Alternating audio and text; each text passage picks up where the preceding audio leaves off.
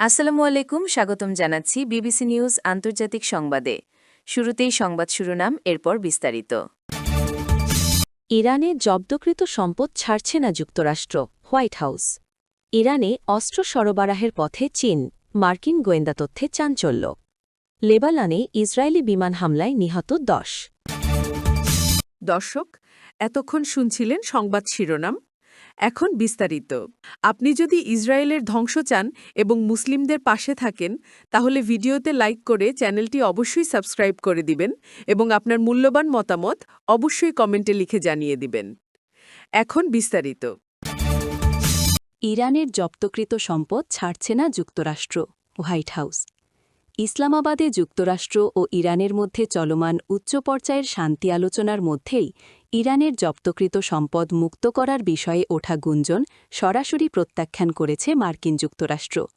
White হাউসের পক্ষ থেকে একজন ঊর্ধ্বতন কর্মকর্তা স্পষ্টভাবে জানিয়েছেন, ওয়াশিংটন ইরানের কোনো জব্দকৃত সম্পদ ছাড়ের বিষয়ে কোনো ধরনের সমঝোতায় পৌঁছায়নি। এর আগে রয়টার্স বার্তা সংস্থা এক জ্যেষ্ঠ ইরানি সূত্রের বরাতে প্রতিবেদন প্রকাশ করেছিল। আলোচনার টেবিলে নিজেদের আন্তরিকতা প্রমাণের অংশ হিসেবে যুক্তরাষ্ট্র, কাতার ও অন্যান্য বিদেশি ব্যাংকে থাকা ইরানের জব্দকৃত সম্পদ মুক্ত করতে সম্মত হয়েছে। ওই ইরানি সূত্র দাবি করেছিল, হরমুজ প্রণালীতে নিরাপদ চলাচল নিশ্চিত করার শর্তেই এই সম্পদ ছাড়ের বিষয়টি যুক্ত। উল্লেখ্য, ইরানের সাথে সম্পর্কিত প্রায় $600 কোটি এই সম্পদ 1918 সাল থেকে বিভিন্ন পর্যায়ে স্থগিত করা হয়েছে।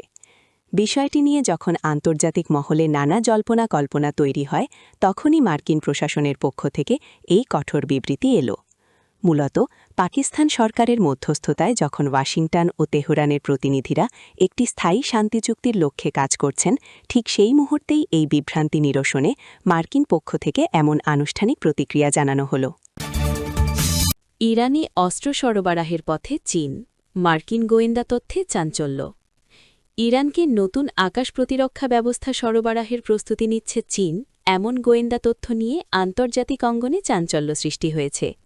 মার্কিন কর্মকর্তাদের বরাত দিয়ে সিএনএন জানায়, আগামী কয়েক সপ্তাহের মধ্যেই এই সামরিক সরঞ্জাম ইরানে পৌঁছানোর সম্ভাবনা রয়েছে। বিশ্লেষকদের মতে, এগুলো যুদ্ধক্ষেত্রে ব্যবহারের জন্য বেশ শক্তিশালী এবং এগুলো ইরানকে বর্তমানে চেয়ে আরও উন্নত প্রতিরক্ষা সক্ষমতা প্রদান করবে। এই খবরটি এমন এক সময়ে সামনে এলো যখন পাকিস্তান সরকারের মধ্যস্থতায় ইসলামাবাদে যুক্তরাষ্ট্র ও ইরানের মধ্যে একটি স্থায়ী শান্তি চুক্তি নিয়ে আলোচনা চলছে। অস্ত্র সরবরাহের এই গুঞ্জন শান্তি প্রক্রিয়াকে বাধাগ্রস্ত করতে পারে বলে আশঙ্কা করা হচ্ছে। লেবাননে ইসরায়েলি বিমান হামলায় নিহত 10। লেবাননের দক্ষিণাঞ্চলীয় নাবতিহা জেলায় ভয়াবহ বিমান হামলা চালিয়েছে ইসরায়েলি বাহিনী। লেবাননের জাতীয় সংবাদ সংস্থা এনএনএ জানায়, পৃথক 3টি হামলায় অন্তত 10 জন প্রাণ হারিয়েছেন এবং বেশ কয়েকজন আহত হয়েছেন। নাবতিহা জেলার কাফারসি শহরে চালানো প্রথম হামলায় 4 জন নিহত হয়েছেন, যাদের মধ্যে একজন প্যারামেডিক রয়েছেন। এ ঘটনায় আরও 4 জন আহত হয়েছেন। একই জেলার জেফতা শহরে চালানো দ্বিতীয় হামলায় লেবানিজ সিভিল ডিফেন্সের একজন সদস্যসহ মোট 3 জন নিহত ও 2 জন আহত হয়েছেন। এছাড়া নাবতিহা জেলার তুল শহরে চালানো তৃতীয় হামলায় আরও 3 জনের মৃত্যু হয়েছে এবং আহত হয়েছেন 3 জন।